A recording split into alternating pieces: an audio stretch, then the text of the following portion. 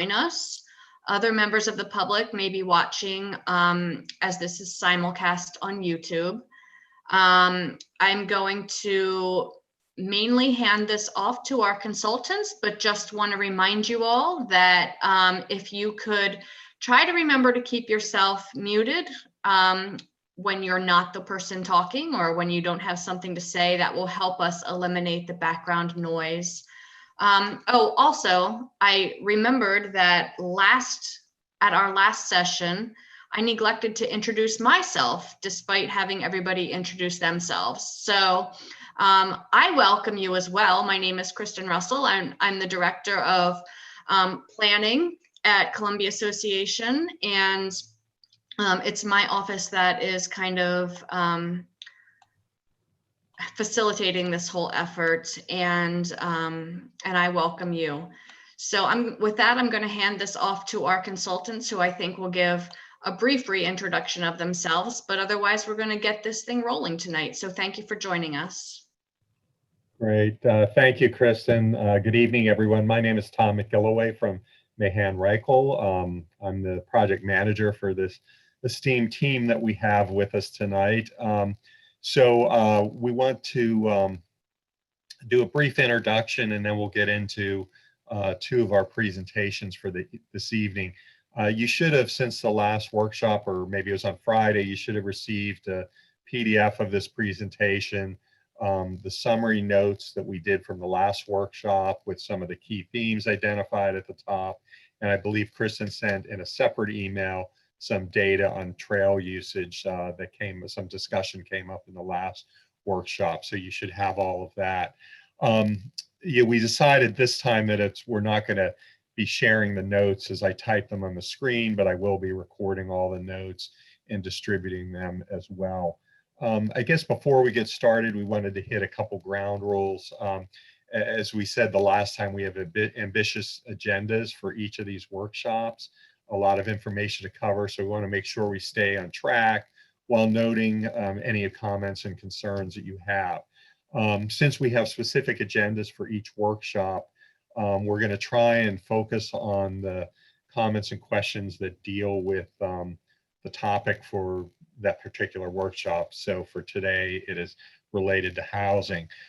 We will know if you have a comment that's related to something that we'll talk about in a future workshop, we'll make note of it, but hopefully you'll understand if we don't get into discussion on that at this meeting, so we can keep on track. One of the things, all of these topics are interrelated, so it's very hard to just completely isolate them. And what we're going to do is at the fourth workshop, when we've completed all of the topics, kind of come back and look at all the questions and comments that we received and discuss them kind of holistically, since we will have covered all the topics at that point. Also, we want to make sure that everyone has a chance to participate.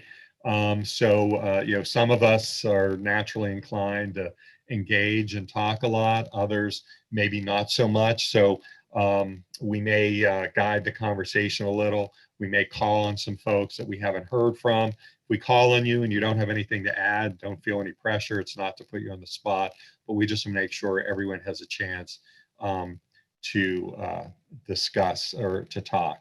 So I'm gonna let someone else in the waiting room. And so for introductions, we're just going to introduce our team tonight. We're not going to go through the whole, if that's okay with everyone, not go through the whole CA board and the village representatives. I'll start with myself and turn it over to Steve. Again, Tom McGilloway from Mahan Reichel Associates here in Baltimore. Steve? Steve, you're on mute.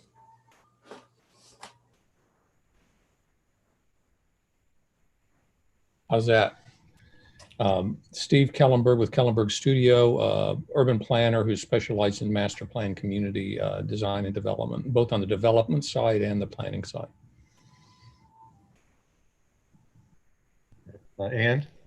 Oh, I'm Ann Forsyth. I'm a faculty member who has studied Columbia, and I'm an expert in health and places and in new towns. Erin? Hi, I'm Erin Talkington with RCLCO. We're based in Bethesda, real estate economic and market advisors who are leading the county's housing opportunities master plan and working on the general plan, as well as kind of bringing that knowledge to this group. Right. And then lastly, Ori. Hi, Uri Avon. I'm with the National Center for Smart Growth at the University of Maryland. I was the Howard County Planning Director once upon a time, worked as a consultant for many years on and off on Columbia-related topics. Right. Okay, Steve, do you want to pull up the agenda? So the agenda, we're going to really focus on, the first part of the meeting is a general overview of the housing market that Erin will share her presentation on that, and we'll have some discussion related to that. Then we'll do a break, like about halfway through the workshop tonight. And then the second half, Steve will be continuing the conversation on housing with the discussion on housing mix, affordability, neighborhood revitalization, design, architectural excellence. We'll talk about how some of the survey results that we took relate to that, some of the current trending when we look at some of the other master plan communities, and then we'll have discussion, some more discussion there. So the next slide. And then, so one of the things that we had on the key themes from the last time in the notes, you all have a copy of the notes. So we're not going to kind of get into any discussion, but just wanted to hit on some themes, list those. There was a lot of discussion on diversity and the definition of diversity and the whole broad realm, and not just looking at diversity from one aspect. Columbia as an urban environment and related to growth and development came up several times. We're going to be discussing that a lot in workshop number 3. The other comment that we had a lot of discussion on was related to affordability and then relative affordability. You know, it might be affordable related to one aspect, but when we look at it relative to the whole county and the community, it may not be.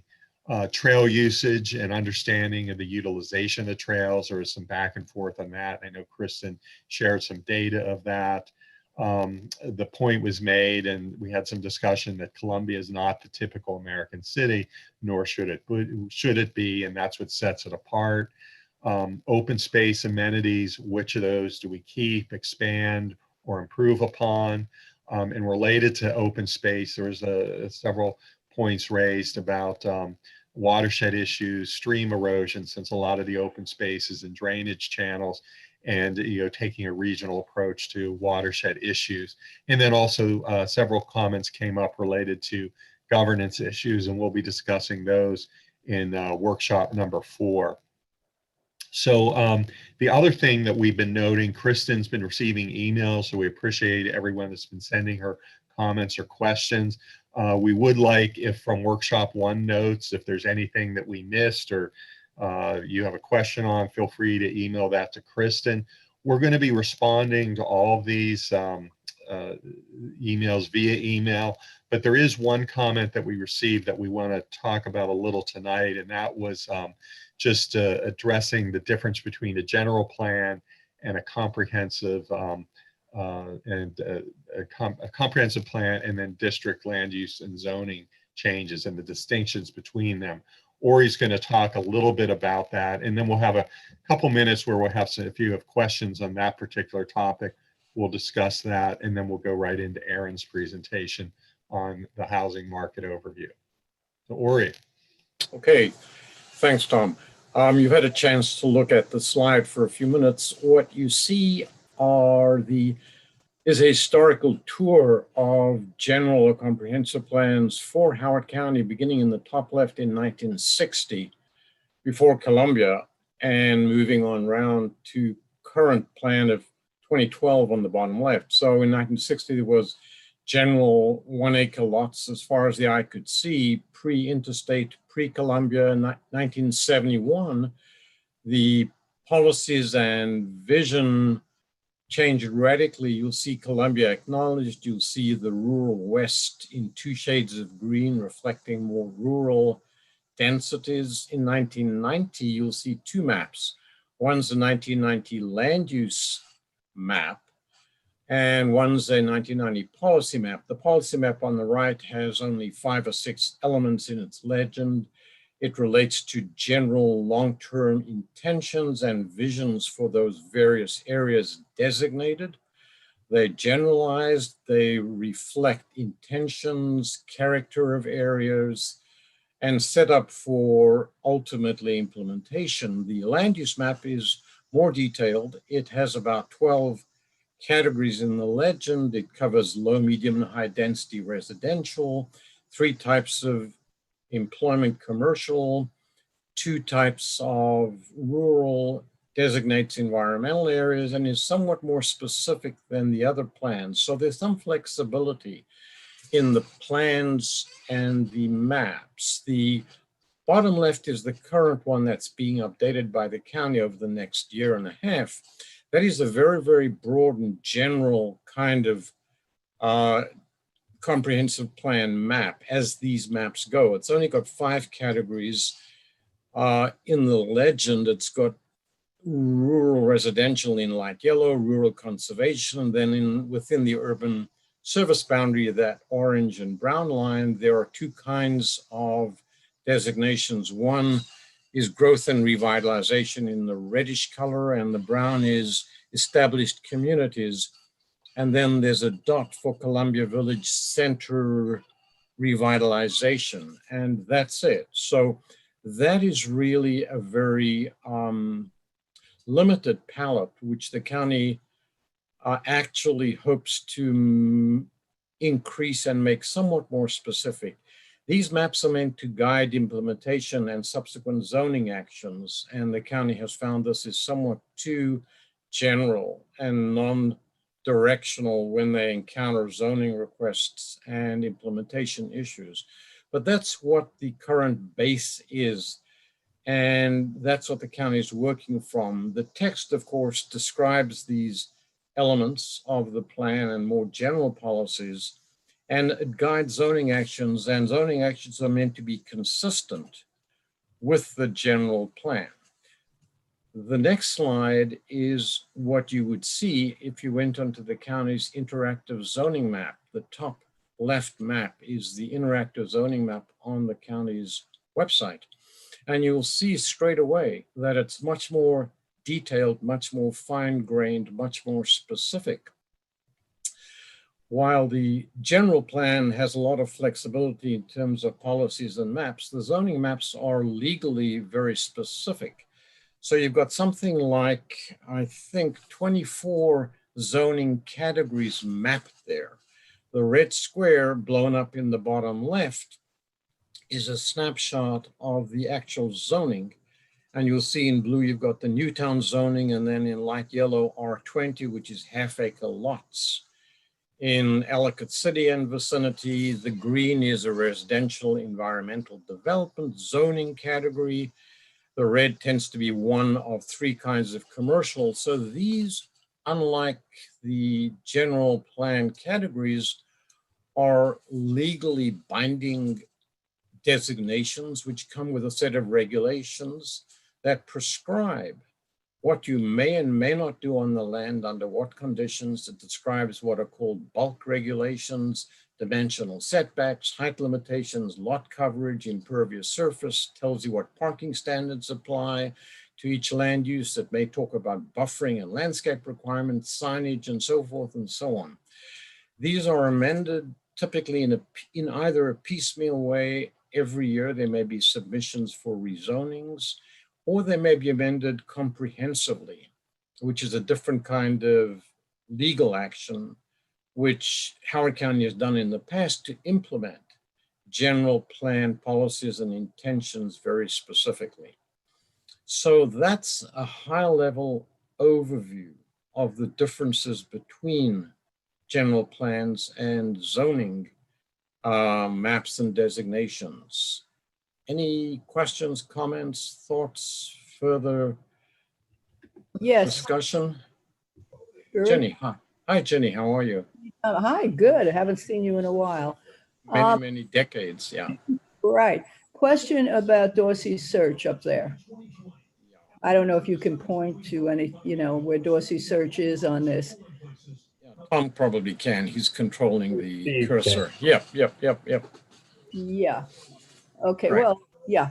Now, it's hard to read exactly what the zoning is there. But it's residential something, right? Right. So my question is, in terms of the process we're doing, that is not Newtown zoning, is that correct? Correct. So that's going to be interesting, what we come up with in terms of Columbia Newtown zoning and how Dorsey Search would fit into that, especially if people are saying, and I think some of the information we received suggesting that you have a lot of flexibility and a lot of more housing in your village centers, et cetera. It would seem like that would be difficult to implement anything like that in Dorsey Search. Well, let me, I guess, respond more generally and step back. And that is, I don't know how much we will get into that level of discussion and detail in this process. Certainly, the county and Columbia will be talking about the longer term issue of zoning as it moves forward. But in this process, our focus, I think, is not on zoning and the important but nitty gritty issue that you raised with Dorsey Search. So you're right. Exactly how it's treated in terms of implementation is a background question, but I don't know that it relates directly to the overall vision and future of Columbia in the same way as the broad issues we'll be discussing. Lori, could I just say that if the master planning process, the comprehensive planning process for Howard County indicates that there should be more flexibility or some change there, they can make a zoning change as a part of implementing their new comprehensive plan, correct? And it's done all the time. Correct. Mr. Vachinsky has his hand up. Paul Vachinsky, do you have a clarification? Yes, I was glad that Ari brought this up because when I was looking at the market analysis, the general plan has a direct bearing on that and what is available for actually developable land within Howard County. The market analysis is silent on that. And according to the information I have, about 83% of the land that can be developed, that is the water and sewer area, has been developed. And the remainder is basically in ag pres, which is not going to be developed to any large extent. That has a real big bearing on any market analysis. Could I just say that I think that's completely correct, but Erin might be able to address it? Yeah. Why don't we take, is there one more question on this and then we'll go into Erin's presentation because I think we'll be talking more about that. May I ask a question? Yes. Yeah, I just had a question about the CEF. Could you explain that a little bit to me? The Community Enhancement Floating Districts. We're about to get one right down the street from me. Okay.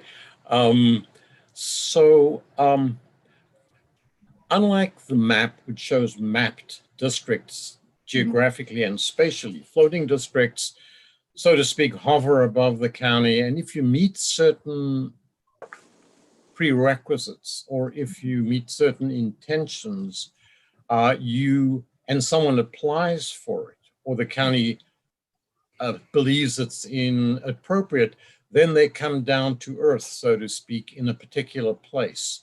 So I don't know, Renee, the specifics of the Community Enhancement Floating District, Okay. but they basically follow a different kind of a process than mapped districts. Thank you. Yeah, Renee, this is Paul Vachinsky. Give me a call. I can get you into some detail on that. All right. Thank you. Great. All right, thanks. So Erin, thank you for the questions, Lori. Thanks for that overview. Erin, why don't we share your screen and go through the presentation? Great. Okay, let me pull it up.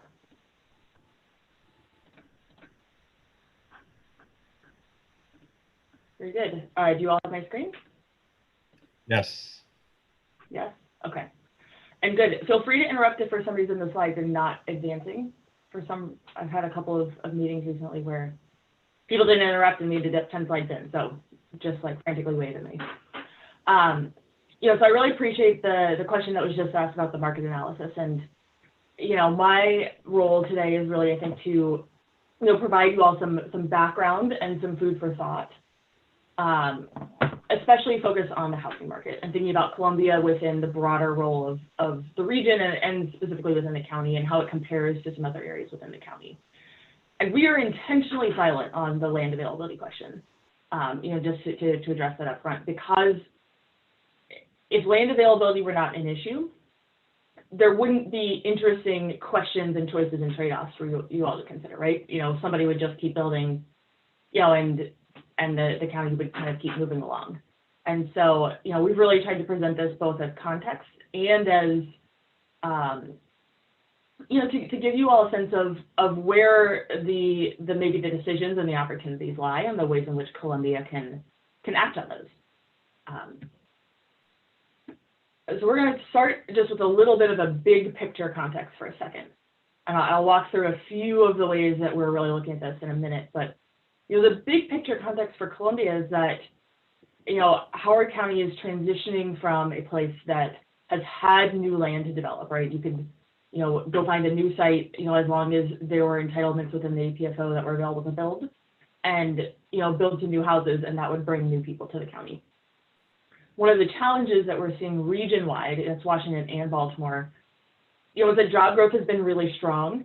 And because most of the close-in suburban counties like Howard County are starting to get to the point where they don't have a lot of new land available for development, housing has been really constrained.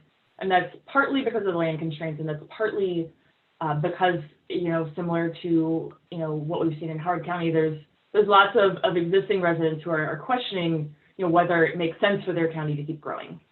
And so there's been some opposition to new projects and, a broader sense that, maybe we don't want to be growing as fast as we could be.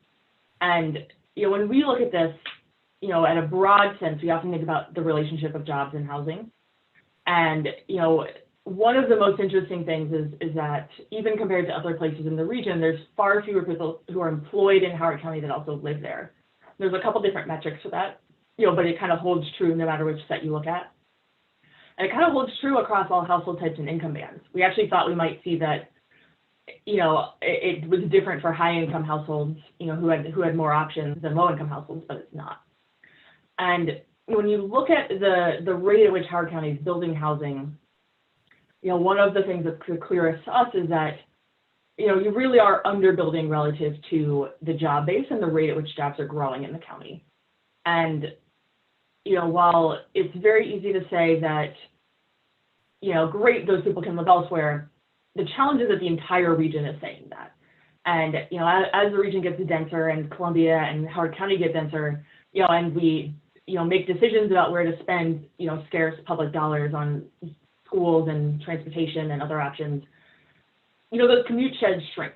And people really, companies today are really thinking about how to attract and retain a talented workforce. And housing plays a really big role in that when they're thinking about where those jobs will locate. And so, just to give you some context, this is over the last about 25 years in the county, 25 years in the county.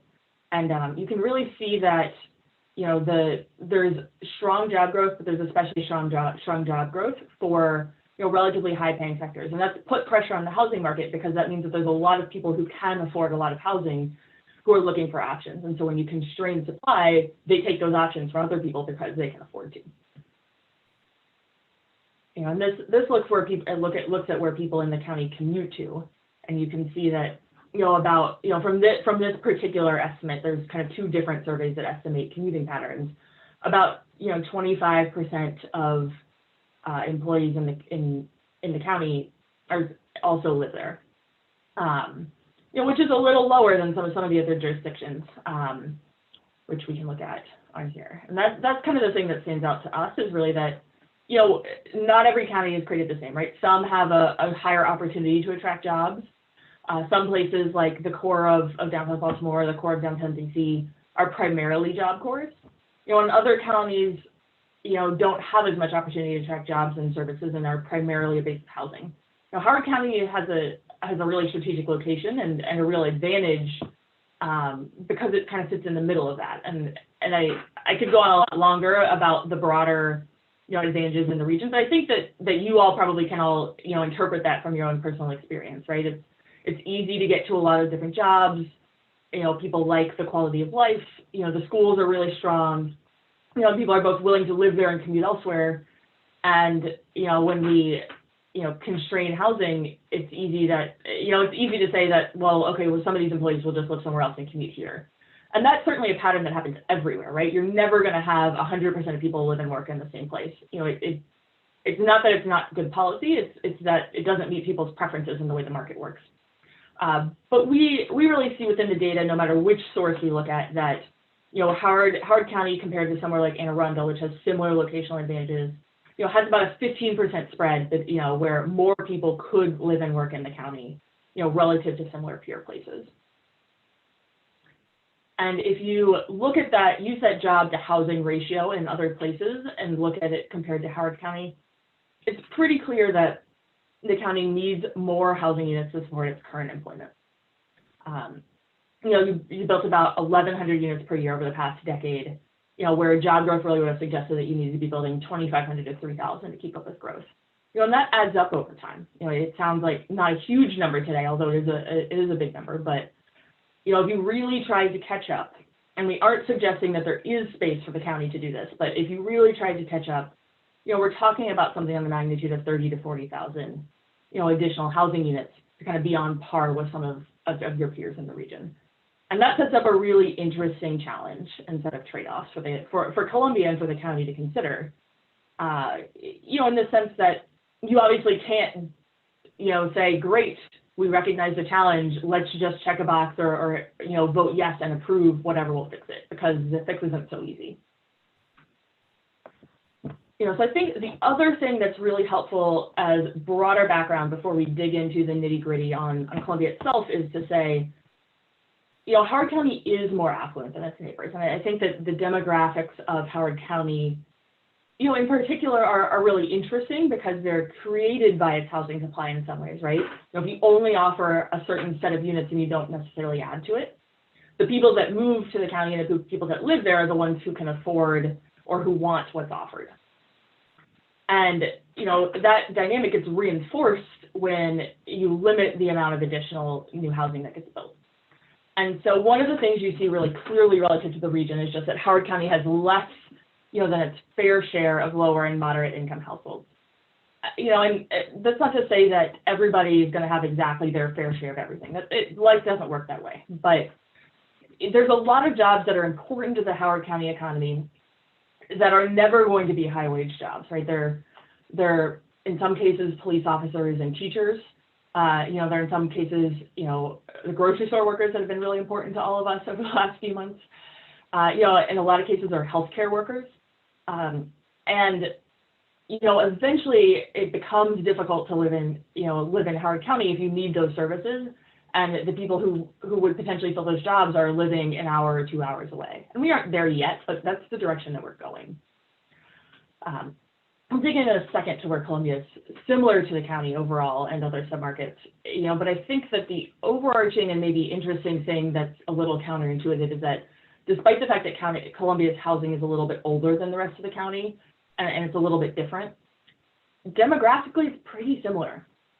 There's a couple of interesting points that we'll dig into in a second, but you can really see here that Howard County overall, which is this dark red bar, is much older than the nearby counties, which is, Anne Arundel, Montgomery, Baltimore, and Carroll counties. And, it's also more affluent. Columbia, which is this really dark bar, actually looks a little bit more like the region. And I think that's partly because of this housing supply.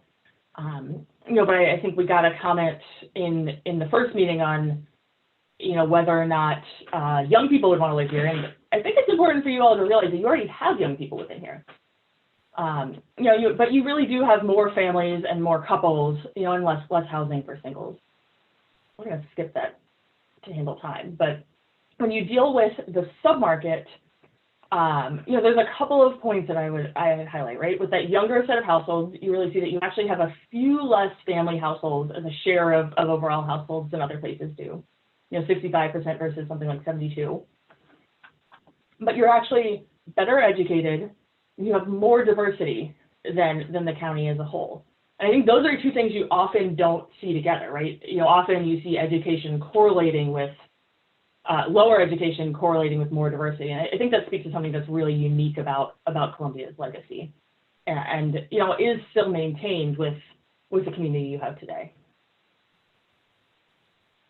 On the supply front, you're going to hear us and see on some of these graphs talk about a concept called AMI, which is area median income. And that's a way of trying to standardize and think about how much households make without worrying about, what can necessarily, $100,000, $50,000 person afford. And so for the purpose of this, the region's AMI is actually pretty close to $100,000. It's $94,000. So for the most part, if you see something that says 60% or 80% of AMI, you can just add 3 zeros to that and get a pretty good sense of what that actual income number is. Looking at the existing housing inventory, we've got the county on the top, right? So this top piece is trying to visually show you what type of housing is in the county. And you've got a lot more, compared to the region or the country as a whole, you've actually got a lot more owner-occupied housing than most places do. The home ownership rate across the country is in the low 60s right now. You've got less rental housing. But you have pretty good diversity overall within the mix of single-family detached and townhomes and condos and age-restricted and other types of housing within that for-sale bucket. And there's also a mix of different types of rentals, including something that I think is often forgotten, which is that there's a lot of single-family homes that are rented out, frequently by individual owners. And when you look at Columbia, which is this bottom box, you actually see that there's a little more diversity in the product, right? There's more different types of options, which was really a critical portion of Columbia's original plan. And there's a little more rental housing overall compared to, for sale housing, but still, a relatively good balance and more for sale housing than, the country as a owner-occupied housing than the country as a whole has. And that becomes, a little more nuanced when you dig down, into the different submarkets within Howard County. And what you really see is that, Columbia and Elkridge and Ellicott City in the southeast, on the whole, are really similar. There's some ups and downs in different places for different types of housing. The place that really is different from the other, portions of Howard County is the rural west, which is primarily single-family housing. And I can't see everybody on video, but I'm assuming you're nodding your heads because you've all, driven around the county and it's really obvious when you're in the rural west that there's primarily larger lots and single-family homes. One of the most interesting things going on in the for sale market right now is that if you look at, if you think about housing in a lot of different products, right? The idea that, there's kind of something out there that fits anybody's individual needs, but the thing that fits any individual's needs is not necessarily the same thing as, what somebody else needs. And so you need a diversity and a breadth of product options so that, everybody can find something that really fits their particular needs. And as a whole, Howard County has a really wide variety of this housing, like much, much wider than a lot of counties do. When you look at the housing that's been built in the past 10 years, it's very concentrated, right? You're primarily getting large single-family homes and townhomes. And that's in part because when you restrict the housing supply, the market builds the things that are the most profitable for it, right? Rather than saying, it could build a lot of things, but it primarily focuses on the things that it knows it can get approved, based on zoning or community preferences. It knows it can sell and that it knows it can make the most money on. And so, that's one of, I think, the things to think about for some of your village centers or other, redevelopment and infill going forward within Columbia is, how can we go back to building a broader set of housing, both for sale and, and for rent. And, when you look at the other dynamic in Columbia that's maybe a little bit different than some submarkets, it's really the age of the housing inventory. You get much older homes in Columbia, not universally than other, submarkets, but, that is a pretty clear trend, right? So a 30 to 39-year-old home was built in 1980 to 1990. So it's not an old home, but it's starting, we really think about age relative to maintenance costs. And what you typically find is that there's hidden costs as houses get older. And so this idea that price really correlates to age, it's interesting because, Columbia actually has a lot of older housing, which usually means that it's more affordable. And it is in terms of the, breadth of price bands. But what happens is that means that somebody who buys a $200,000 house may have some hidden maintenance costs to really get that house up to speed, and or to modernize it if they have preferences that are a little bit different than what the 1960s and 1970s thought that people would want. And so that's a big dynamic at play. Here in Columbia is thinking about, you both have the benefit of an older housing stock, which offers more affordability and allows for a lot of the diversity that your community has. But it's also a constraint in terms of affordability because, somebody buying an older home needs to have more capital to make sure that they can maintain it. And those two things usually don't go together, right? Somebody who's can afford a nice house but is somewhat income constrained, it usually doesn't have a lot of other capital sitting around that they can just decide to invest in that home once they purchase it. Hey, Aaron? Yes. There's a question in the chat. Could you repeat that last food for thought question that you raised? Let's see if I get it right. I think the last food for thought question was, how can Columbia, redevelopment and infill in Columbia, build a broader set of housing types, right? And expand on the the market opportunities as opposed to the kind of fairly concentrated types of housing that has been built over the last decade, with only large single family detached, and townhomes for the most part. That would be about 85% of the market. Okay, great. I think I got that question right. Yeah, you said in the chat that Lynn said you got it right. Thanks. Perfect. Thank you. And this is one of the most telling things that we've learned about Columbia. When we look at established communities, especially communities with, kind of the longevity of Columbia, there's always a question of what the premium for new construction is. And if we look at this in a lot of other places, across the country, and we have, in different contexts, that premium is typically at the highest is somewhere like 20 to 30%, right? So that means you take the exact same house and it's 20, 30 years old. You take a brand new house that offers, a similar combination of, bedrooms and bathrooms and square footage and lot size. It might be 20 to 30% more expensive because people value that new product. In Columbia, that new house is 112% more expensive, right? It's over twice as expensive as the existing house. And, that's partly because in this analysis, we're not controlling for size. And so the new houses probably are bigger, if I had to guess. But it really suggests that there's a built-in demand for people who really, really want to live in Columbia, and a limited supply of new housing for those people, right? So you have like this real supply and demand imbalance, even just within Columbia, as people try to balance the fact that they really value the community and what it offers, but they don't like the housing options anymore. And you see it on townhomes too. It's not as pronounced, but I think when you look at these graphs on the bottom of the page with these dark orange bars, that's the average sale price of existing homes. Things that weren't built within the last few years. This dashed bar, shows you the average price of relatively new homes, right? Things that have been built within the past couple of years, and you can see Columbia actually is pretty affordable. The price is just over $400,000, and it lines up really, closely with, everywhere except the rural West. And then you get to the new housing and it basically costs as much to have a new house in Columbia, which is probably on a much smaller lot, than it does to go, buy a new house in the rural West. And I think that to me there's a lot to potentially take away from that, but the main point you should focus on is the idea that this is the best indicator of housing desirability and community desirability that you've got. And there's a clear desirability, for new and different housing options, within Columbia based on that premium.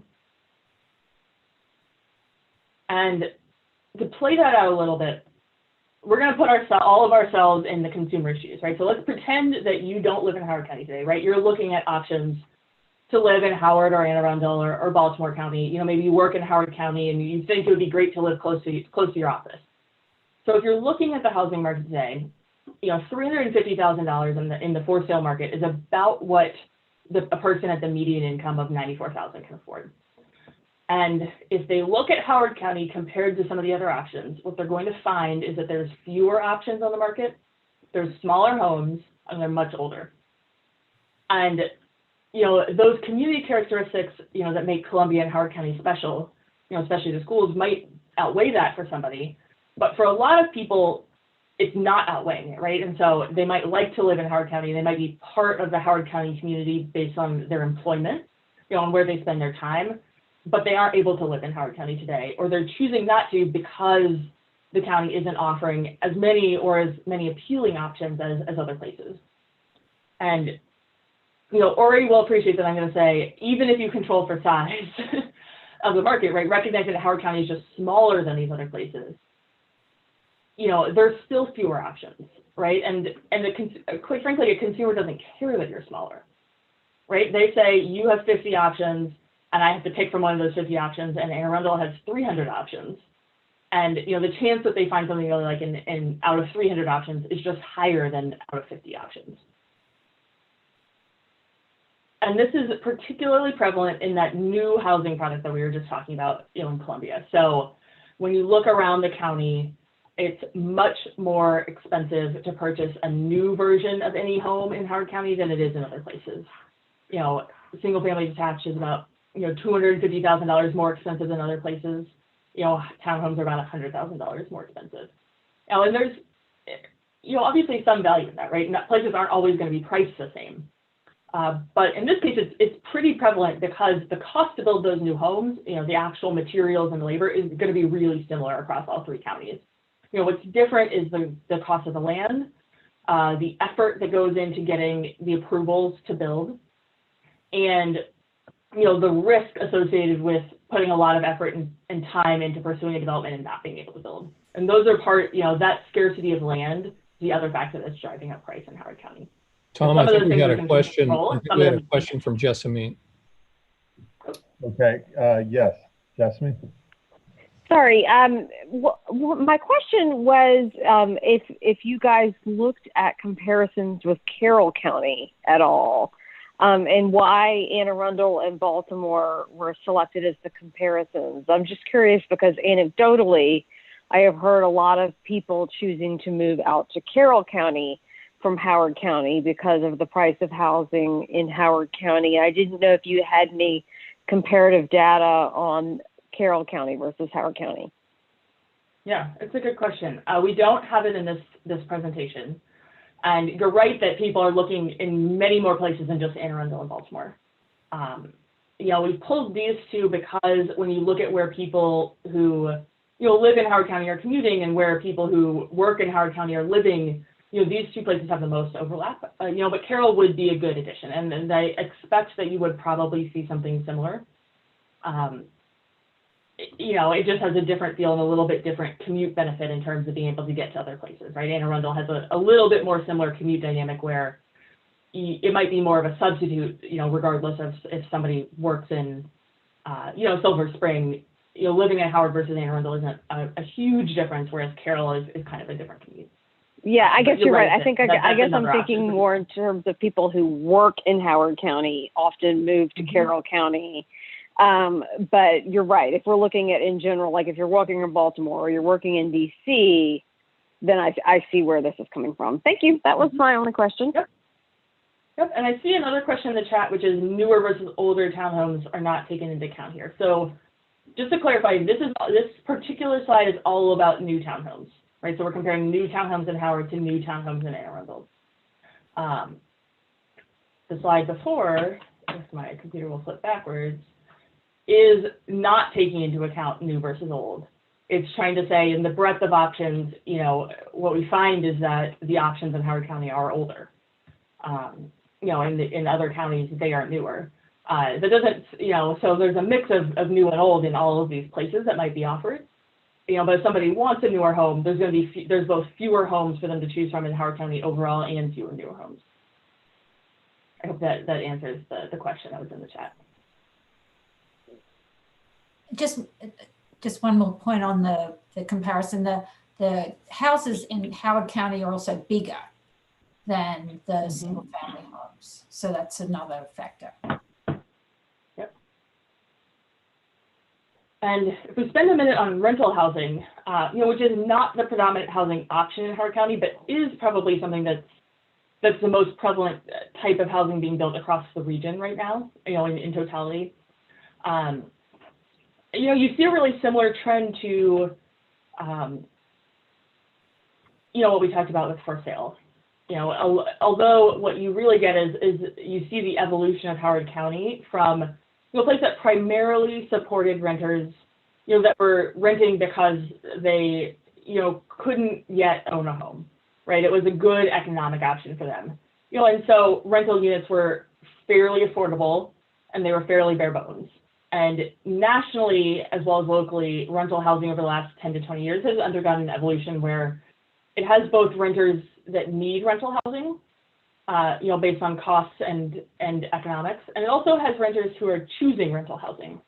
And that's really where you started to see a lot of the newer and the higher quality options, you know, move to, is to really start to offer something that's more exciting for somebody who thinks that renting is really actually just easier for them at that particular moment in time, but they still want a relatively high quality option that's more similar to the interiors of a product that they might get if they were buying a unit. So you've really seen, you know, new developments start to shift into higher densities, both to deal with that customer and to reflect the fact that, you know, as rents and land values have gone up in Howard County, it can support higher density. And just to highlight one thing, I think it is important to look at this shadow market. And shadow market makes it sound, I don't know, sinister, but every market has a shadow market. And this is really homes that are individually owned, or maybe it's a small investor, right? They own 2 or 3 properties, you know, and then they're renting them out.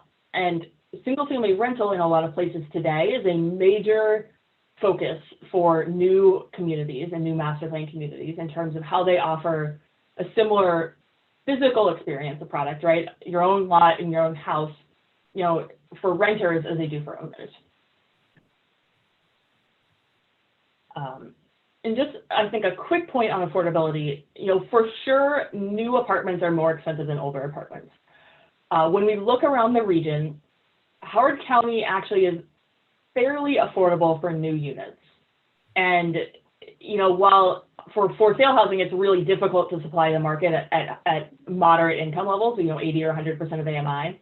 In fact, in Howard County, you know, you actually can build for a market that, you know, is below median income, you know, just slightly, but that's kind of a unique dynamic that you actually don't see in a lot of places. And, you know, building new rental housing will actually kind of help broaden out and keep the market more affordable, because people will continue to have a lot of options. So just to pause for a second, what we're going to show you on the next slide is about who is in the county today, right? The county's current residents and the county's current housing supply. So we talked at the very beginning about the idea that the county is undersupplied. And these graphs don't take that into account, because what we're trying to look at and dig into is, if you looked at just who the county has today, you know, where are we missing the mark, right? What could you know, redevelopment or infill in Columbia, you know, help add to the market that would, you know, benefit the people that already live here? And so when we look at for sale housing, what we find is that the demand largely mirrors the supply, you know, which really suggests that the supply is what's driving the boat here. You know, people are moving here when they can afford the housing, you know, or afford to purchase that housing. And the predominant housing you have is affordable to people with pretty high incomes. Rental is a very different story. And this is a complicated graph, so I'm going to spend a second here. What you really see is that there's a lot more high income rental demand than there are units. You know, so these are people who can afford a lot of the new housing in the county, which suggests that most of these households are underspending, right? They're actually taking a unit that's affordable to somebody making a lower income, and they're renting it because, you know, as logic holds for the majority of us, you know, why would we pay somebody an extra $500 if we're perfectly happy with the option that doesn't cost an extra $500? And that's human nature. But what it means is that while we have a lot of units in this price band between 60 and 120% of AMI, most of the households in those buckets actually aren't getting to rent those units, right? Because they're getting squeezed from these higher income renters and from the lower income renters who are undersupplied as well, right? There really is a lack of supply for renters making under 60% of AMI and especially under 30% of AMI, right? You can kind of see that impact of there's a lot of supply, you know, rents are what they are, you know, based on the age of the product and what it costs to maintain it and what new options are getting built. And so everybody's essentially paying in a very similar rent bucket, regardless of what they can afford. And so there's opportunities on both the high end and the low end in the rental market to better supply who's here today. And, you know, we've thought through this idea of who the underserved groups are, you know, how you would go about, you know, thinking and parsing through those opportunities. But maybe I'll just leave you with the last point of, you know, your housing supply does reflect who moves here in some ways. It doesn't limit it, but you can see Howard County in this light yellow line. So this is an age graph. So this is everybody age 1, age 23, age 47, so on. And, you know, this is compared to the distribution of population in the red, which is the combined Washington and Baltimore regions. You can see how many more kind of young and middle-aged households, which today are starting to be Gen Z, but, you know, primarily millennials and the youngest part of Gen X, how many more of those are in the region than live in Howard County today? And, you know, Howard County really, you see that there's a lot of school-aged kids. You see that there's a lot of older and aging households, and then the older households actually look really similar to the region. And so when we think about all of these different factors of what types of housing we can offer, how we can improve some of the affordability for some of those groups, you know, how we build more housing, you know, the group that's really undersupplied in Howard County today, you know, from a life stage perspective, right? Who are we not offering the options that, you know, and so therefore they're living somewhere else? It's really this group, you know, that's starting their careers and advancing in their careers, you know, and, you know, this is probably the age at which some of those very high-end housing options start to become appealing or affordable. And so, you know, I think it's a pretty easy distribution or demonstration of, you know, where the market could be or what who you could, you know, think about offering and, you know, what product it would take to do that. Great. Thank you, Erin. So we have maybe about 10 minutes for questions, and then we'll take a 5-minute break. I do want to say we're going to continue the discussion on housing.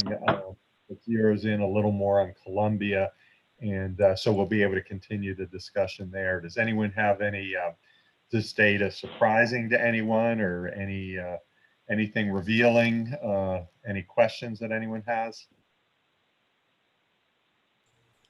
And I wonder if anyone from a village has a perspective on this.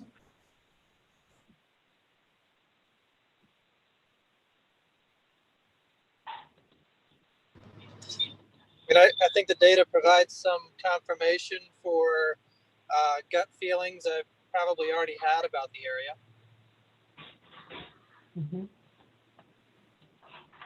I'll speak for as a village manager for King's Contrivance, because I see people who are moving in and out of the area just through HOA doc sales.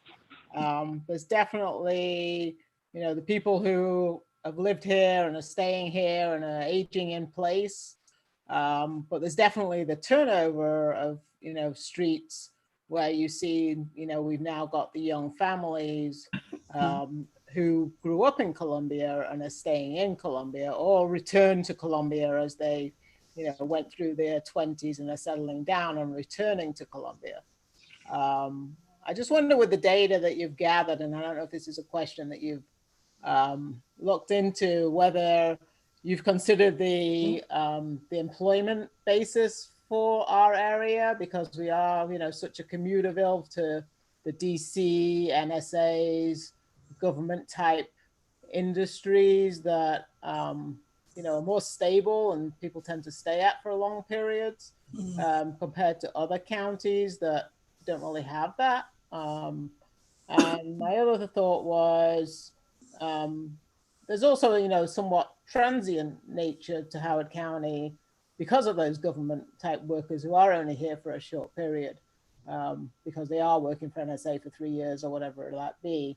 I also wonder about, looking back and looking forward, how families, are having children later, and how that affects the type of housing that they're buying. Because people, are not doing that settling down and buying, the 2-car garage and 4-bedroom house, well into their 30s, where they were having children, in their 20s, a number of years ago. So I just wonder if those factors have been considered. Yeah.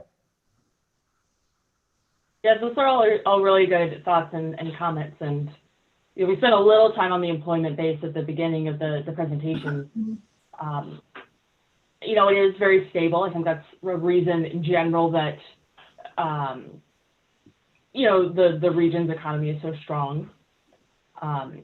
Typically, you mentioned something that I would characterize as the idea of turnover, right? How frequently do people move or move up within housing, let's say in the region? And, typically that's related to available supply.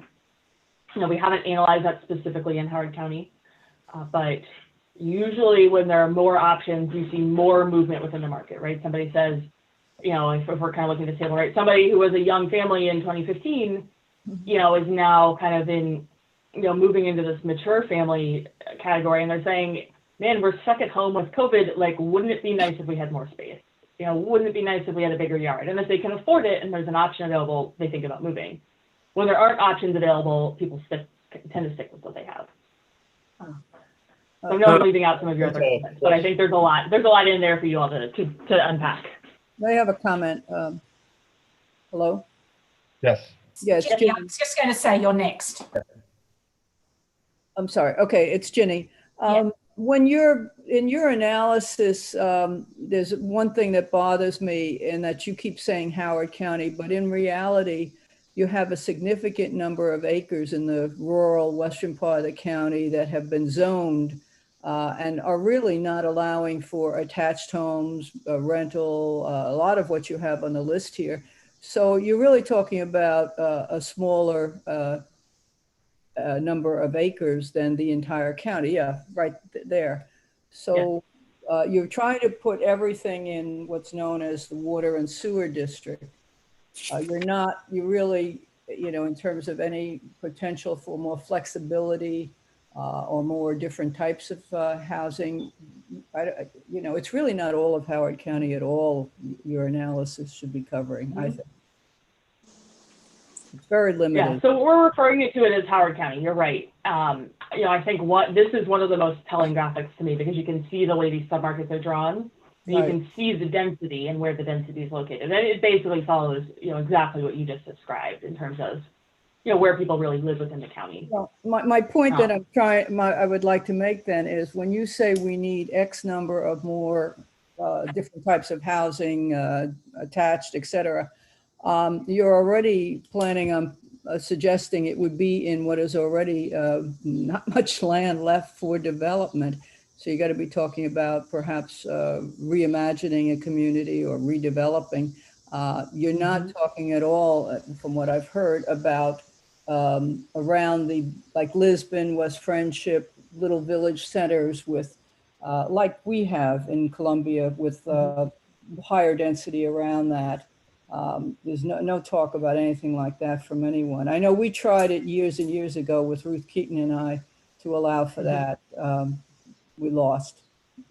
So anyway, Yeah, I'm intentionally not talking about how you would do it, right? I'm trying to set the stage, and the work for the general plan and for the housing opportunities plan that we're part of is going to, work with the community to talk about how those options would work and where those trade-offs are.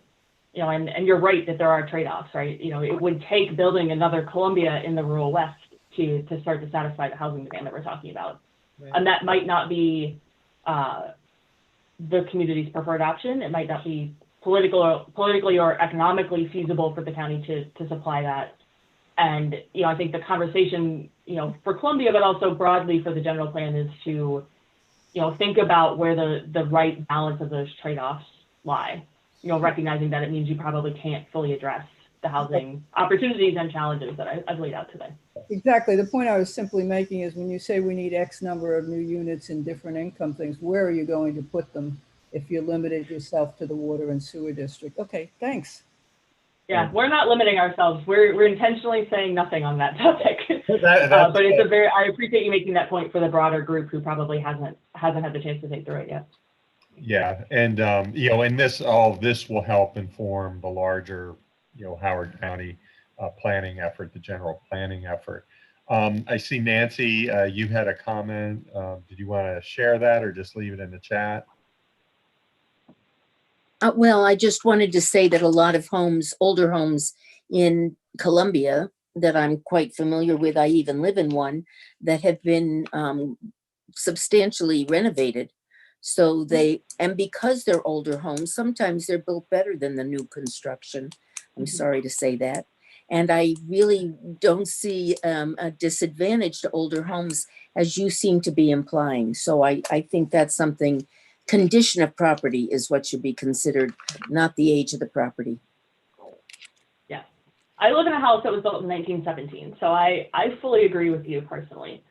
We're using age as a proxy for condition and for the cost to do that type of renovation and maintenance, in the sense that, nobody is taking an overall survey of conditions of housing.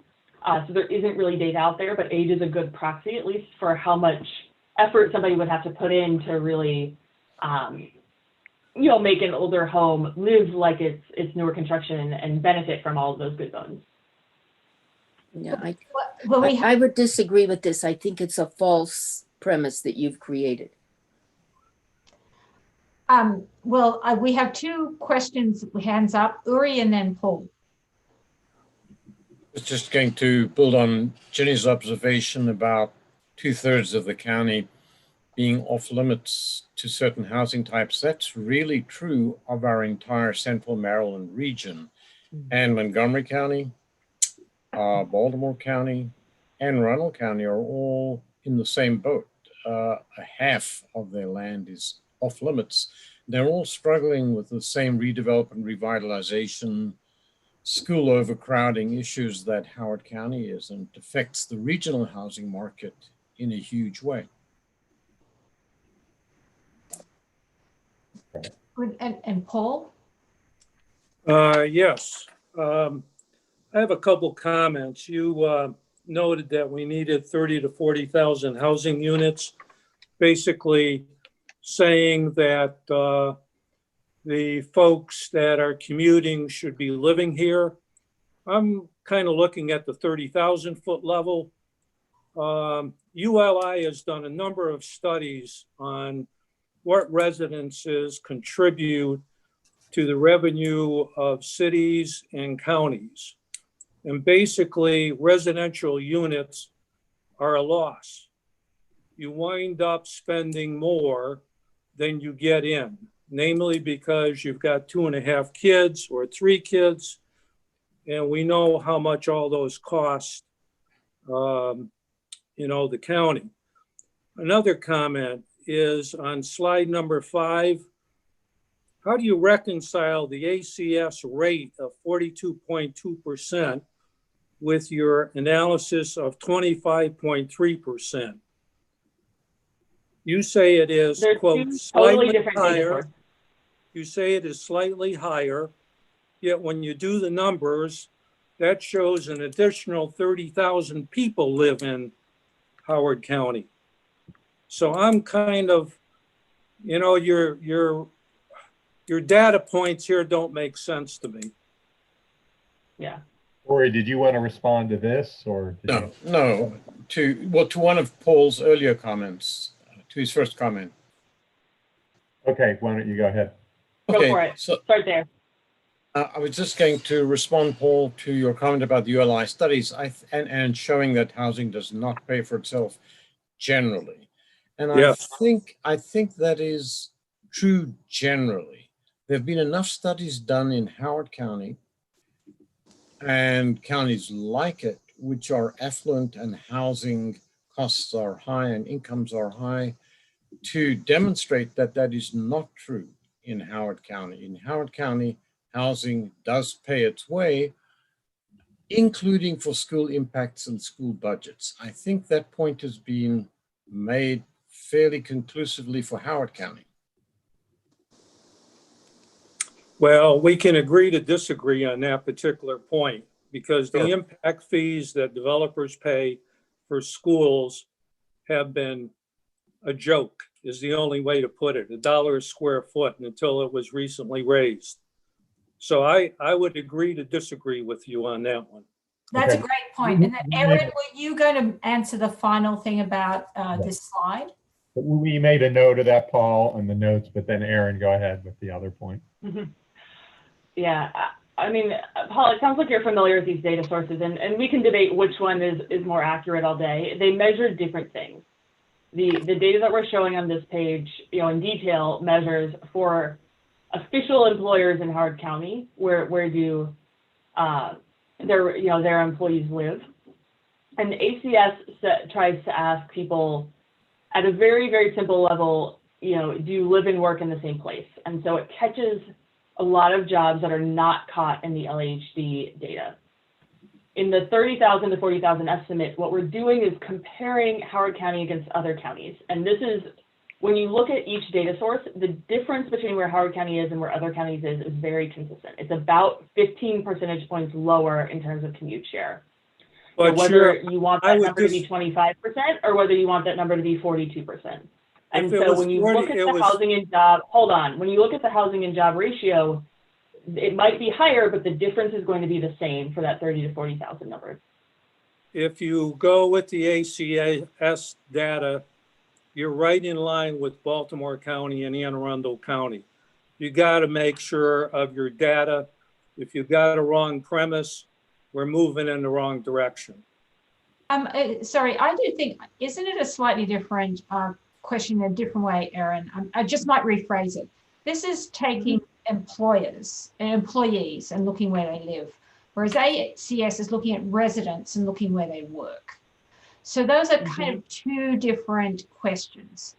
And so they are going to have different answers because this starts with the job and ACS starts with the resident.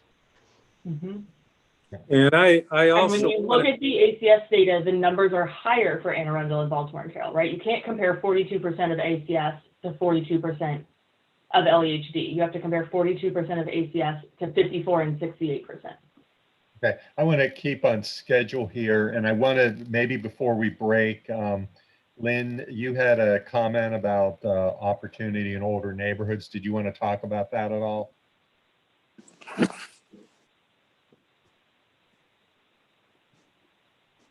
Oh, I think you're on mute, Linda.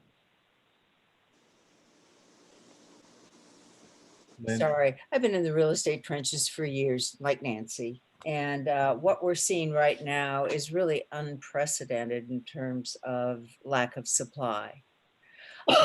And it's pushing prices up. I sold a condo last week, a $300,000 condo for it was listed for $317, sold it for $390. And that's typical. In that particular building, we have a real shortage of places for, people to downsize right now. A lot of people would love to stay in Columbia. Literally, there's no place to go. I don't know what kinds of opportunities we can look at. We're so built out, but again, Gateway, I know we're talking about, repurposing Gateway. I know we need the commercial base, but can we do more mixed housing types in places like Gateway, some of our older commercial parks that are all around? I mean, we do need more housing desperately. Yeah. And I think that's a great point, Lynn. And we're going to be, I think it's workshop number 3 or number 4 that we're going to be talking about redevelopment opportunities, whether it's downtown, in the village centers, or places like Gateway and some of the employment corridors. Because I think, as we look at all this data and some of the questions it raises, the next, during that session, we'll be focusing, okay, so where can we target some of this, and where are some of the opportunities? Can I say that Ginny had one last question, although I wondered, is it for now, or could you wait until the second half? Actually, it'd be really quick. I'm reading your book, Reforming Suburbia. And what I recall in one section, you said the big failures of Columbia were housing and transportation. So I'm wondering, Erin, if you are going to be dealing at all with the concentration of affordable housing and how we should be looking at that in terms of maybe there's a need for more affordable housing, but you also got to deal with what's been happening is the concentration. Right. And when and I think Steve is going to go there in his presentation in the second. Yeah, stay tuned, because that's what we're talking about after the break. Yeah. The transition. All right. It's 8:13. So why don't we say 8:20? Let's return. Or we can take a quick break.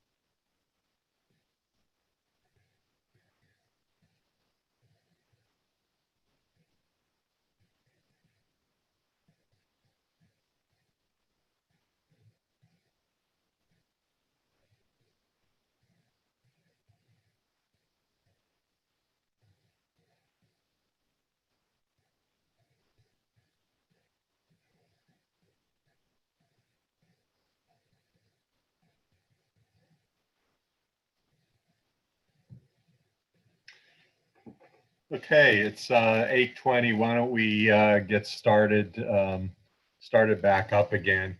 I think so. We're going to continue our discussion on housing.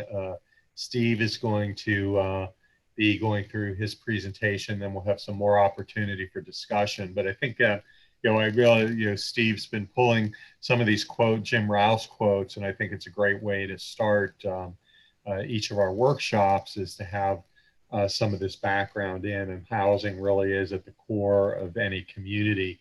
And so let's continue that discussion. Steve. Sure, yeah. I mean, I just think it's as Tom said, it's good to kind of look at the roots of how Columbia got to where it is today. And it's hard to find a developer that had, I've been in the business for 40 years, and to find somebody with the level of empathy, and social balance and justice that Rouse had back, 60 years ago. And housing was one of the ways he expressed this, was seeking a way of diversity of housing for all types. And the housing mix, and you've seen a lot of housing pictures from Aaron, very comprehensive, but for the time, Rouse and Columbia was very progressive, and it wasn't a very fine-grained mix. It was basically, the products, the first three that you see here, where you have single-family detached, you had townhomes, and you had sort of garden apartments. And more recently, there's been some higher density, more urban development, coming in. And, back, and even today, I just want to, because part of what we're doing here is bringing perspective from what's going on around the country. Even today, there are huge swaths of the country that don't even have this level of diversity of housing. Take Texas, for example. I'm working on a big project in Houston, and it's kind of like you have a single family house or you have a high density Texas wrap.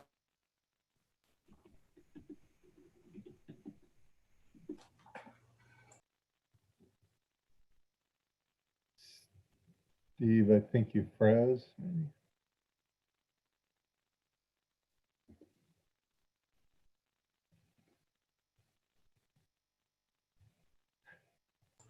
Oh, well, the trauma of Zoom. I'll send a note to him, see if he can.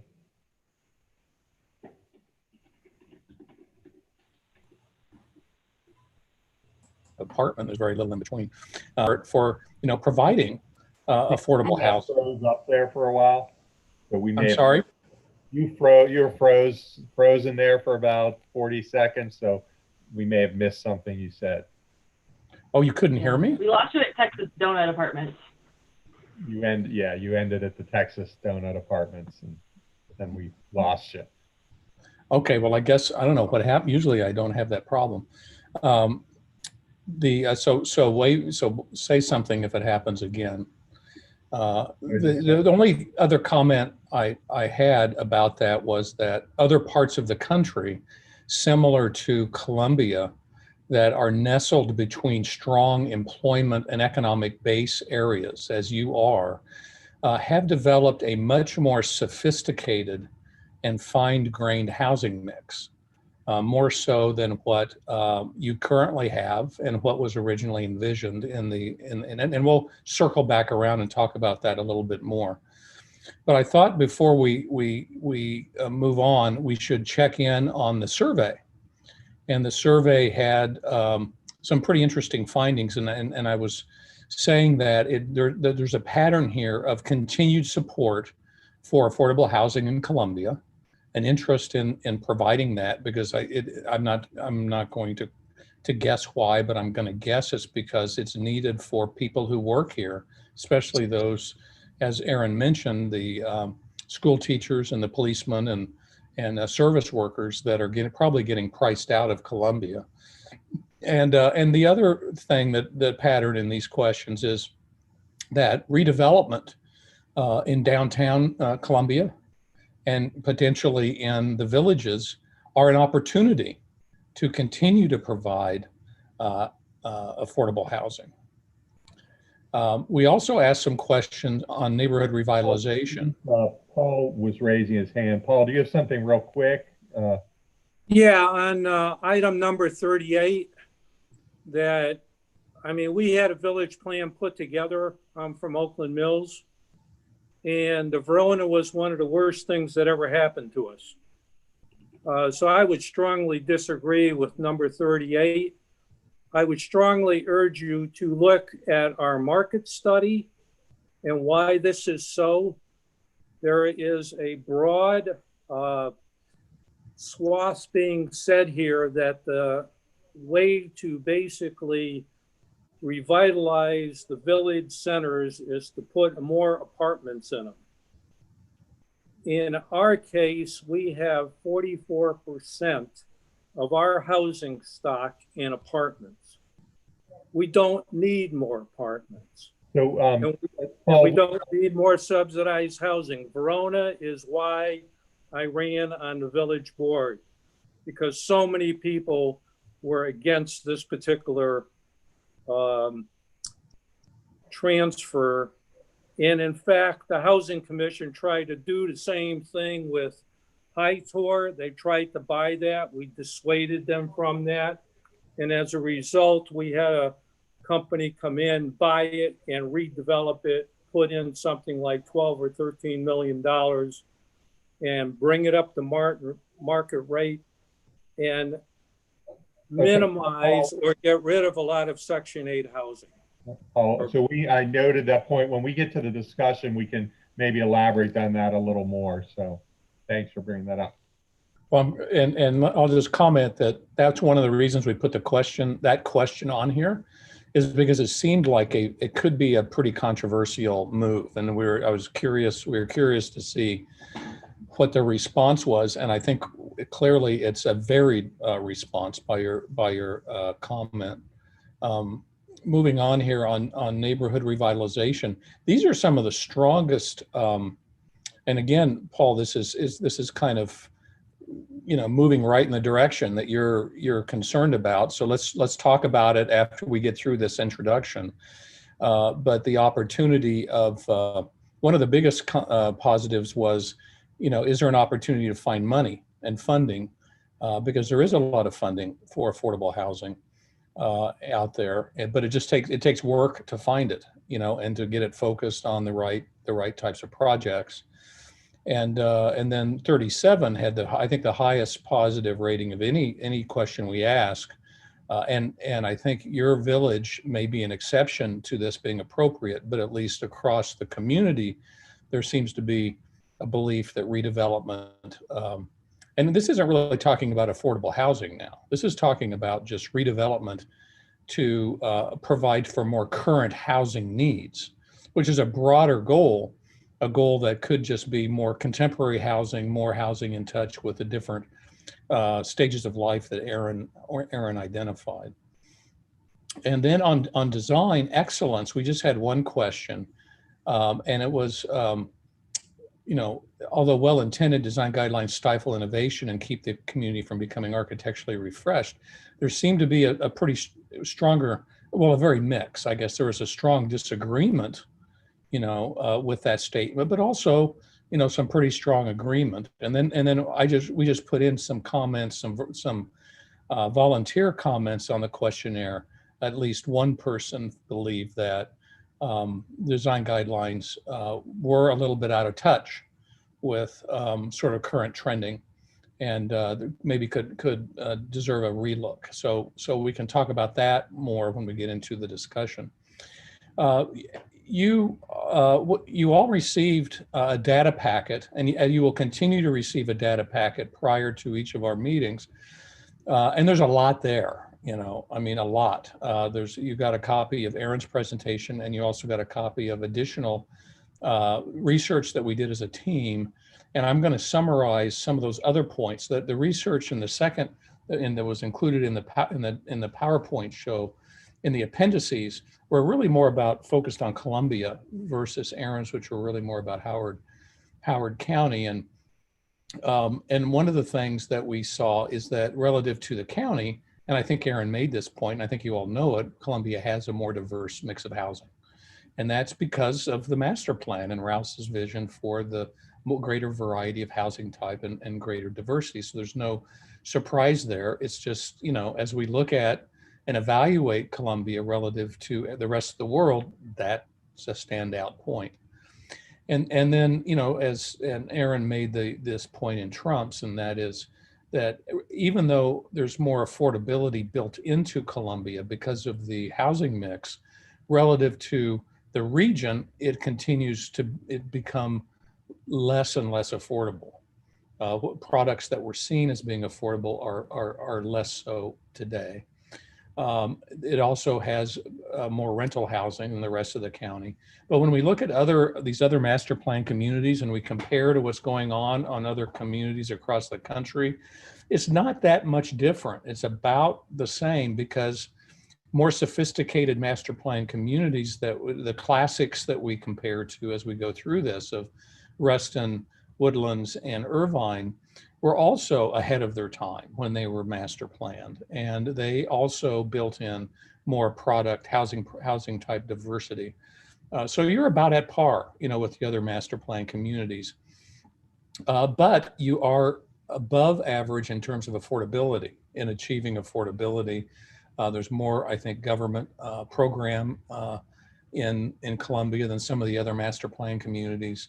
And so you've actually achieved more affordable access than most master plan communities across the country. And when we look at the concentration of affordable housing, as you noted, Paul, Oakland Mills, Long Reach, and Owen Brown have the highest concentrations. And when we compare this with other master plan communities, we note that others have a probably less concentration. Columbia seems to have a little bit more of a concentration and clustering of affordability, whereas other master plan communities, whether it was in the original planning or it just kind of turned out that way, tend to have more distribution across the whole breadth of the community.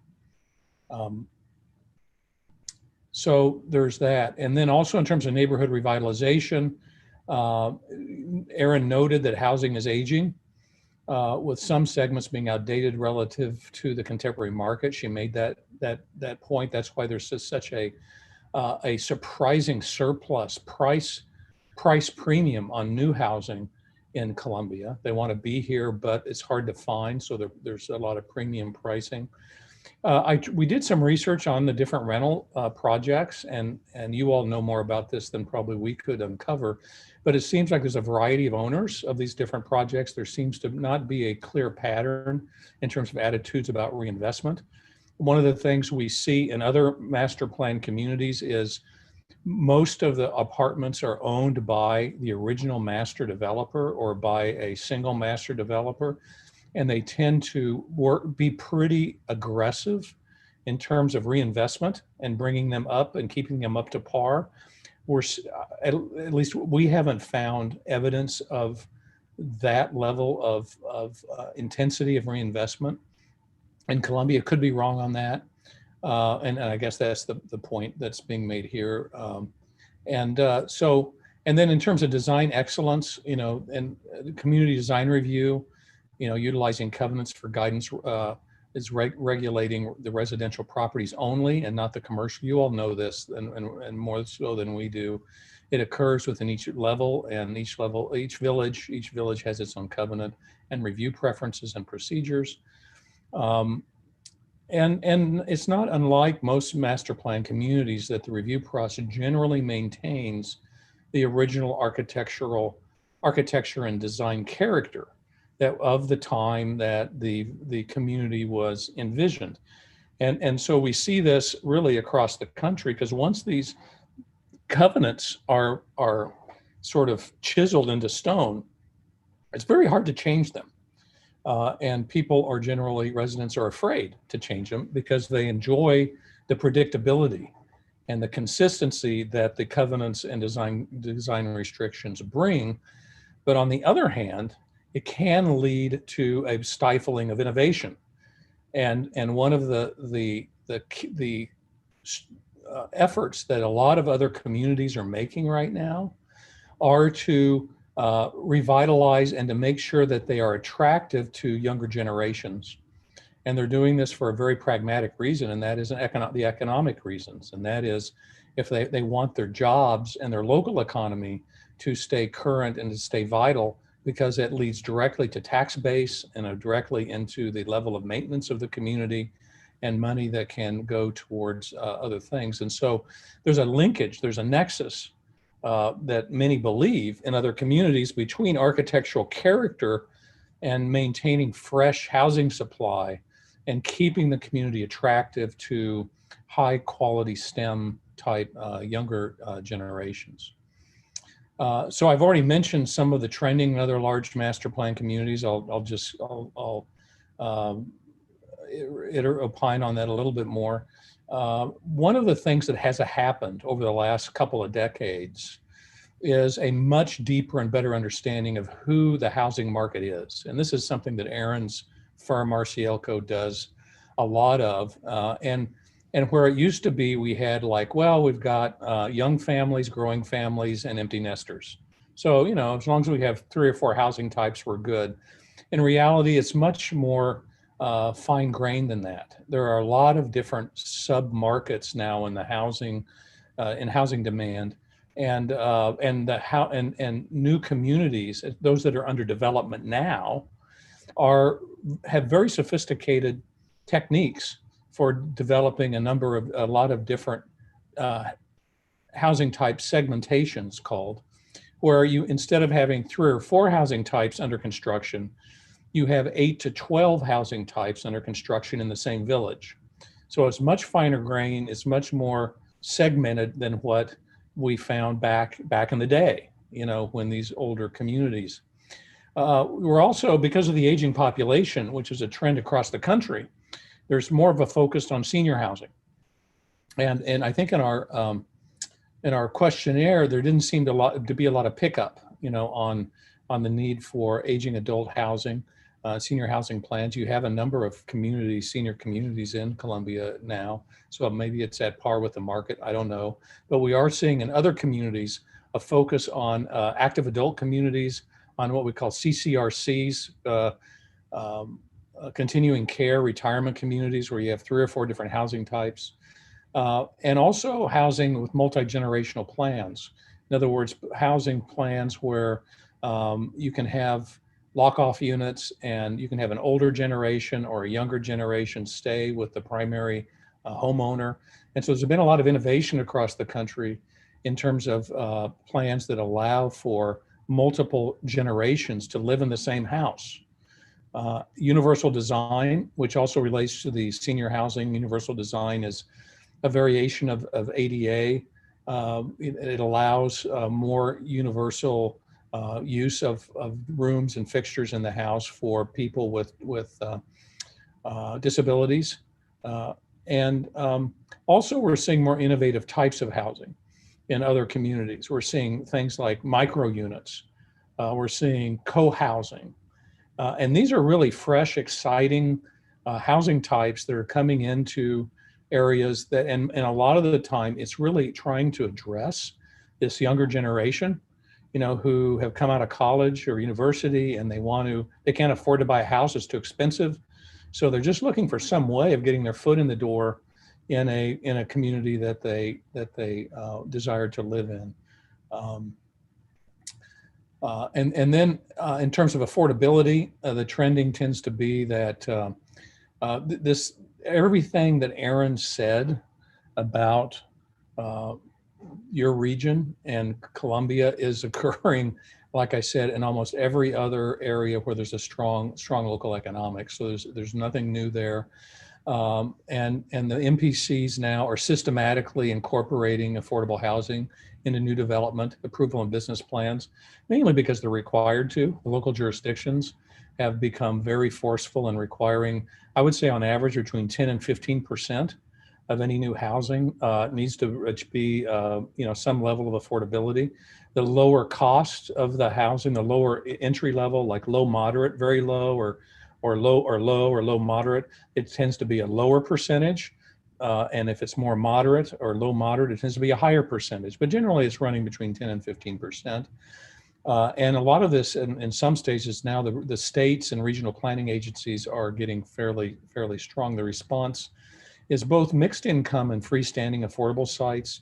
And then there's been a new development in probably the last decade of affordable land trusts, where these nonprofit entities are being formed that actually become a middleman between the city, who wants to see affordable housing occurring, the city's governance, and the development community, and these affordable land trusts actually go out and build the projects and become these kind of intermediaries.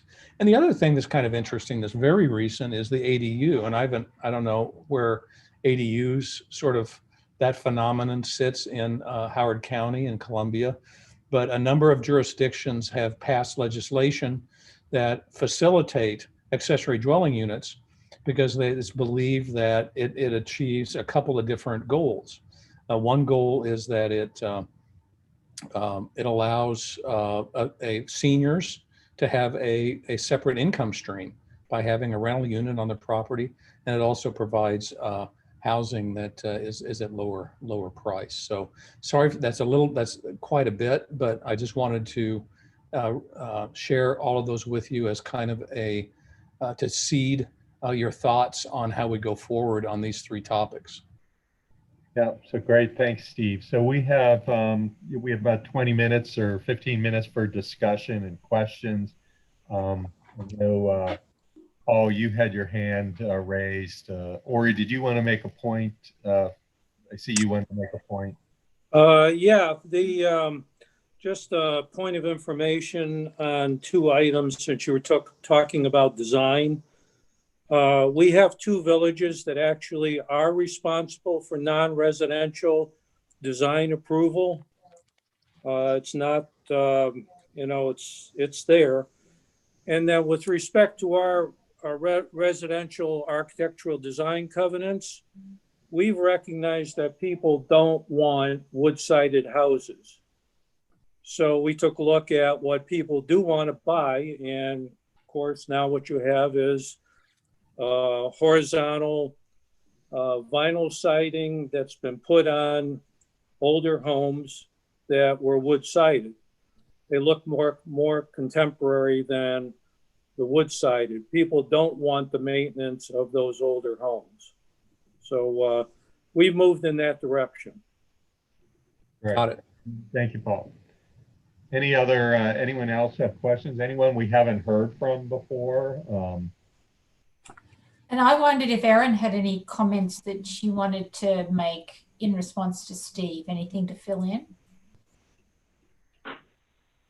I mean, I think this is a good way to broaden the thinking around, some of the more nitty gritty data terms that I, shared earlier. I'd love to hear, some of the thoughts from the broader group, and, Steve and I can jump in to help answer things as needed.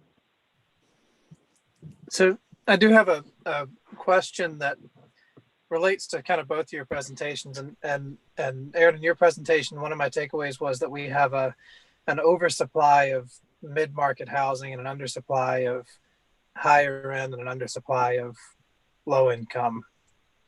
And I guess another thought from my own experience is some of our mid-market housing might be, it might be generous for it to be mid-market. It might be older, smaller, and it's mid-market just because it's in just because of the economic conditions, not necessarily because it deserves to be mid-market based on condition. And I wonder if higher end development starts to come in and alleviate the shortage at the higher end. Does some of that then fall into the affordable category and start to backfill that without actually having to develop lower end housing, or is that wishful thinking? Well, I'll make a comment in that it occurred to me in looking at all this data that I guess it's a question of, is there a desire to redistribute, get a broader distribution of affordability across the community and less concentration? I mean, that's kind of a sensitive topic, I suppose. You could hear Paul, voicing the belief that they had enough, in his village. And it's hard to do that for sure, but it does occur in watching other communities where you do have new construction, and that construction could be would tend to be in areas that potentially are not exactly in the same areas where there's a concentration of affordability. And that new construction could, provide some percentage of affordable housing. And then also, could there be an opportunity for some of the existing affordable projects to get redeveloped to more market rate housing? And if there was a slow, gradual trend of those two things occurring, 10 years from now, there could be a potential redistribution of affordability across the community. I'm just curious how you all think about that idea. Steve, I think he was asked, that's a good question, but there's also a different question he was asking, which was about the housing market and whether adding high-end housing would cause some trickling down of affordability. So I think that's the second part of it that Erin might answer. Yeah, I can jump in on that. I think it's important to realize that while there's more middle market units today than there are middle market households, that doesn't necessarily mean that all of those households are well served, right? Because you have the more affluent households occupying those units. And building new units will, in fact, as you were alluding to, help some of those households who can afford more, move out of those units and free them up for other people. I think it remains to be seen whether you could really get those units to trickle down to the lowest income bands, the under 30% of AMI. Typically at those rents, it's very difficult to operate a housing project and keep it up in terms of maintenance. There just isn't enough rent to go around in terms of operations and maintenance. And so usually they require subsidies. But I do think that you're correct in that building more housing at market rates and at the higher end will help broaden out the amount of housing and allow, kind of above that 30% AMI threshold, more households to move around and free up some units for people at lower incomes who really can't pay for the new housing. And that probably would happen if you built new housing. Right, thanks, Erin. I see. Yeah, thanks. Did anyone want to add to that? Or? Yeah, I'd like to add to that. Basically, you all have made the point that Columbia is very affordable. You've made that point time and time again. So my question and comment is, why are we looking at more affordable housing in Columbia? I mean, I took a look at your packet. It looked like there was a large amount of vouchers in the villages. There wasn't anything comparable on the rest of Howard County. I mean, what I see basically is that Columbia has absorbed, because of the way it was originally designed, most of the affordable, that is 80% or less AMI, than the county has. I mean, we're not the issue. The issue is the rest of the county because of the way it's been developed. We need more high-end housing, as the other commentator said. It's crucial for us. Now you're comparing us to the Woodlands and to these other MPCs. They're still building. They've got the flexibility basically to do what you're talking about. We don't have that flexibility. We basically got to redevelop or not, or get it done in the rest of the county. So Paul, let me clarify one thing that I said, because I think it may have been misinterpreted. I don't know that I've gotten the impression that Columbia is affordable. I've gotten the impression, or actually more reinforced my own impression, that the market is compressed at the middle, that we're missing the low end and the high end, not that we're affordable. I've only lived in Columbia for a little over 3 years. I'm a relative newcomer, but coming into town, that was my initial impression was, you've got to have a professional income to afford to live here. But if you're, doing quite well, there's nothing to spend all your money on. Both ends are missing. That was my first impression coming to town, and I think that's been reinforced by all the data that we've seen tonight. Okay. I did want to, there's a couple comments in the chat bar. I wanted to go back. Lynn, you had a comment about how do we encourage design excellence with a master developer? I mean, what's in terms of design excellence? And we saw some comments in the survey about, or blah design, or I forget what the exact wording was, but what is design excellent? What's missing?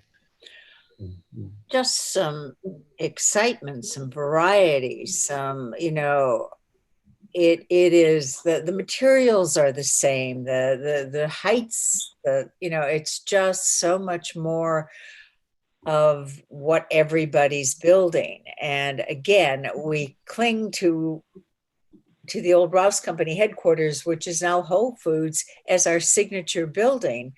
And it just, you drive into Columbia when you're looking at the new downtown, the MedStar building is our signature building there. Really? It's how do we get a master developer who is the one who is building most of these houses to spend, I assume it would cost more money to have more variety in design. I think the only one downtown that has much variety is the Lakeside building, which was not built by Howard Hughes. And that was a very expensive building for the developers to do. I don't know how many more people will do that, but at least it looks different. So how do we encourage that? I assume it costs money. There has to be a desire by the developer to do it. How can the citizens help with that?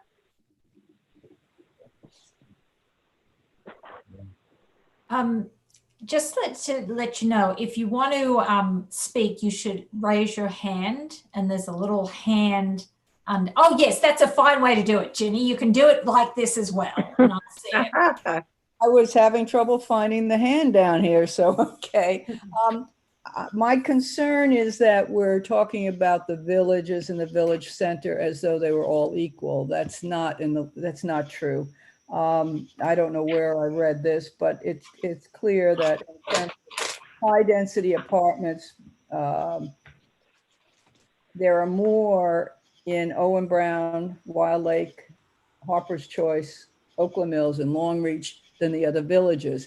So we shouldn't be treating them all the same. There are some that, frankly, Rouse has probably turned over in his grave to see the fact that around the village center, his concept of higher density, because supposedly those people wouldn't have cars or as many, was destroyed. And so you have villages where you just don't have that, and you don't have much rental at all. So I think there's a big difference there that we have to be aware of. The thing is the political reality.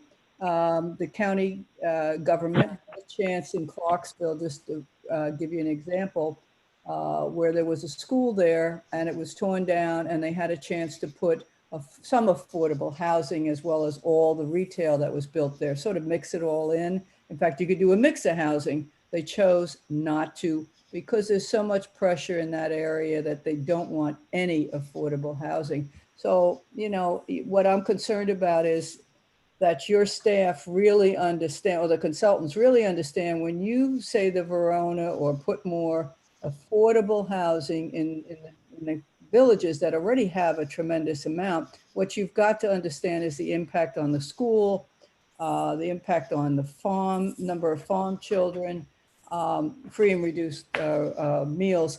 And then this crisis we just had, where now they want to bust kids out of there because suddenly they realize it's not fair to have a huge number, like 67% in Stevens Forest, to give you an example, because of the Verona. It's not making sense. The whole thing is insane in terms of planning and actually in terms of caring about people and making sure there's a mix. So this is not a simple issue. Yeah. Thank you. Thank you. Does anyone that we haven't heard from have a comment or want to add or question? Sherry, Alan, Janet, Dave, Barbara, anyone on there? If not, that's fine, but just want to make sure we give you a chance to speak.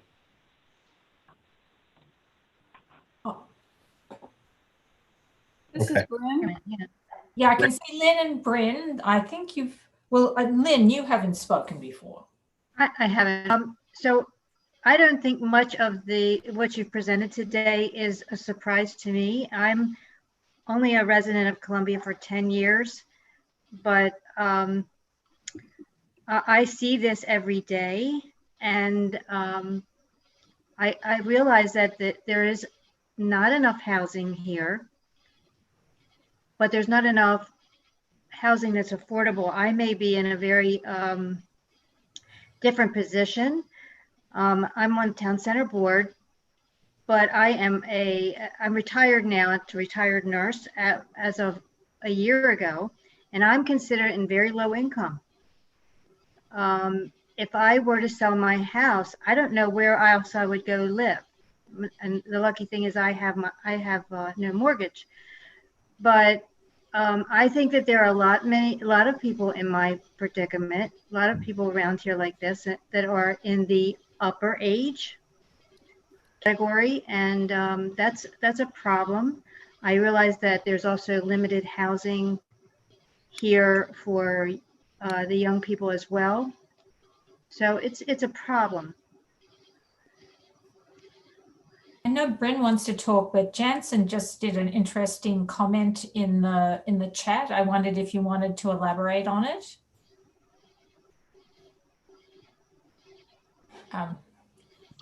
If you insist. No, all I said was, let me go back, let me pull it back up.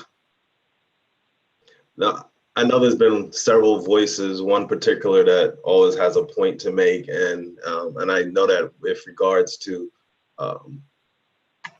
for every point, there's a counterpoint. And I know that while I've recently a new transplant to Howard County, came several years ago, bought a single family home, yet I realized that my village center wasn't thriving, but yet when I started to get involved or just pay attention to the debate that was occurring around the proposed redevelopment, which wanted to include wanted to include apartment buildings, and I went to a couple of the village meetings, there was so much animosity that was coming, resistance from the community. And it was particularly people 55 and older who were very much opposed to the concept of multifamily dwellings moving into the neighborhood. And that's what prompted me to join my village's board. And I think the makeup of that board, I also think actually, I would think the makeup of the community, I noticed, while it's just anecdotally, I noticed that there are lots of, I guess I'm a young Gen Xer. There are many young Gen Xers that have spent their 20s living in urban, whether I lived in Baltimore City, my wife previously lived in Georgetown. And so on one level, we want the amenities that come with living in an urban setting, along with the green spaces, the walkways that suburbia provides. And I don't believe that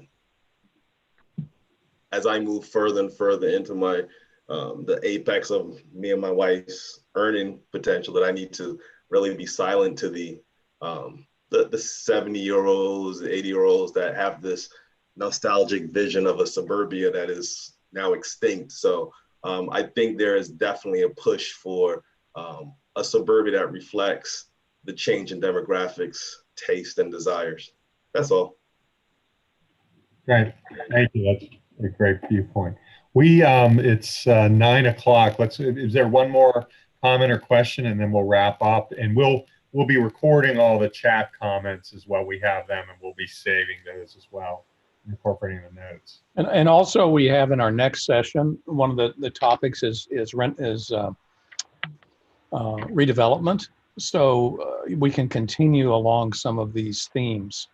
And so be thinking about them between now and then, because we'd like to get some more input from you on strategies and thoughts that could go into some vision points and policies on this topic, because it seems pretty core to kind of what we're doing here. I mean, this is the redevelopment is really the opportunity to start to talk about how do you achieve some of this. We've been talking about the data and the results and what the facts are, but that discussion will start to get into what are the opportunities to really do something about it. And we never thought there would be a consensus, so don't worry about that. Yeah. All Rory, right. you have your hand up. Do you want to say one last thing? Briefly, one of the surprising points that go to housing and the discussion about schools and school impacts and redistricting, one of the surprising data points that has been surfaced through analysis is that it's the turnover of housing in Howard County and our neighbors that is responsible for the great majority of new school children, not new development. In Howard County, something like 60% of new kids are coming from existing home resales.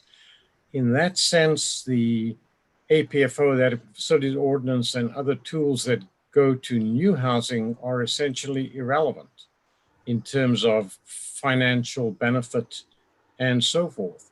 In Anne Arundel County, it's 70% of school kids from resales. In Montgomery County, much the same.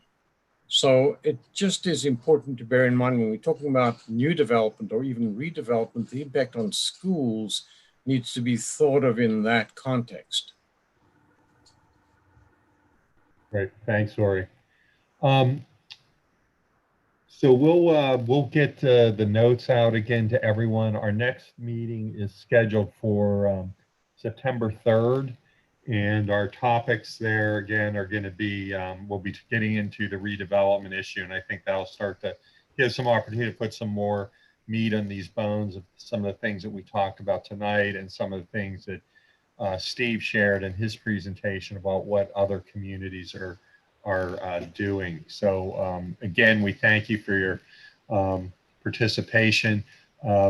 If you have we realize we have a lot jammed into these 2-hour work sessions. So if you have some additional questions or comments, send them to Kristen. She'll get them out to us and we'll be responding to them and then having more discussion at the 4th workshop about all the comments and questions related to each other. Thank you.